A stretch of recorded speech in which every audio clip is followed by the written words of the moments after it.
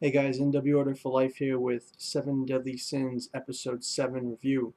The episode is mainly about Bon and his past and what he is going through that's leading him to the Valley of the, or the, I don't know if it's the Valley of the Dead or the Town of the Dead or whatever it's called. But basically we see that he used to be Bonded Bon, and he broke into this, well, went to this forest and reached the top and wanted to get the Fountain of Youth, to get immortality. And this fairy named Elaine stopped him, and she told him that if he takes the water, that he will kill the whole forest.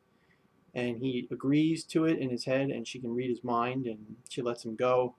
And I guess they develop a relationship from there because she says she's not a child. So could Elaine be Bond's love interest? We'll see. But Meliodas, Elizabeth, Hawke, and Bond in the present are looking for King.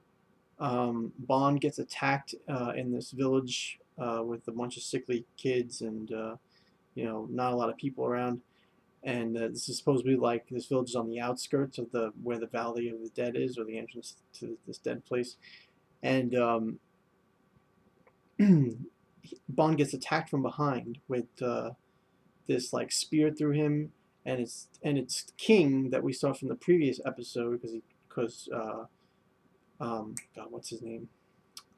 Guild Thunder called he called him King in the previous episode. So we know it's King, but we see flashbacks of Meliodas and everybody talking about King, and King is this fat, chubby guy who was always happy. He was flying, like hovering around, and hung out with Bond a lot, and he apparently had a really good heart.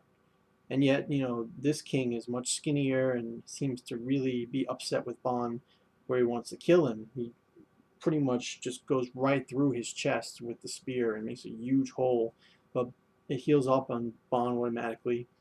And then Deanne and Meliodas come around, and they see Bond like pretty much getting attacked or whatever. Or I don't know if they see him getting attacked, but they see Bond just like standing there, kind of like generally like, "Oh, Bond, what's going on?" And he's like, "Oh, that kid's fighting with me, Captain." And then immediately Dion and Meliodas notice that it's King, and King gets greeted by Diane, and Diane is like, "Oh, I've missed you," and he gets all like red in the face and he runs away. And then later on, we see him by himself, and he's like, "Oh, stupid, stupid, stupid! I should have ran away. It'll make her think that I like her." And he obviously does like her. And he also talks well about the captain, mentions how Meliodas hasn't aged in 10 years. And then he basically curses Bond, thinking like that Deanne and Meliodas don't know the truth about Bond, and be careful, Captain. So he seems to be loyal to the Seven Deadly Sins. He's just not loyal to Bond. He has something. There's an issue with Bond there. And what's what happens next is the Bond takes the two sickly kids that the brother attacked him with, like, a farm instrument or whatever, because he was trying to protect his sister. And he takes, he's Bond is nice to the kids. He don't do nothing to them, and so he takes these kids back to the restaurant where Meliodas is. Let me see if I can get rid of this stupid beeping. Back to the restaurant where Meliodas is, and he he actually cooks for them because Meliodas can't cook for his life, and Bond is surprisingly a good cook. So he cooks food for these kids, and they tell them where the entrance to the Valley of the Dead is or whatever. And and then Bond and Meliodas and King is following behind them.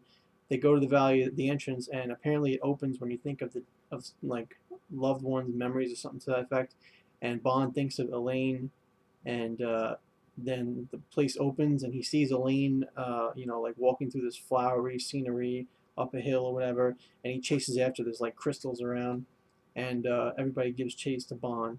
And that's pretty much where the episode ends, with the preview showing that this woman is behind the two kids, and she's like, "Oh, so the Valley of the End really does exist." The menacing feel about her is she must be a knight. a holy knight or whatever. So because we know that Jericho is a holy knight, or kind of like aiming to become one, and she's a woman. So this woman looks menacing and must be a holy knight. And that's the end of the episode right there. I thought it was really good. Um, Bond got a lot of character development. We got his backstory. We got possible love interest in Elaine, or something happened where Elaine was killed and Bond got eternal life.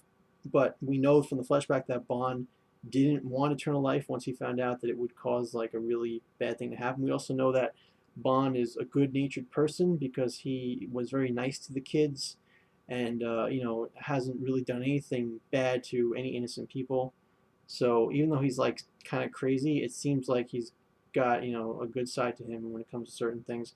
We also know that King and him have some kind of problem, possibly related to, or probably related to, what Bond is thinking about right now with Elaine, and yeah, and even Meliodas and Elizabeth, had some nice interactions where he's tied up in the bed so he can't touch her or whatever. Pretty funny. And yeah, so it was a good episode. I really enjoyed it.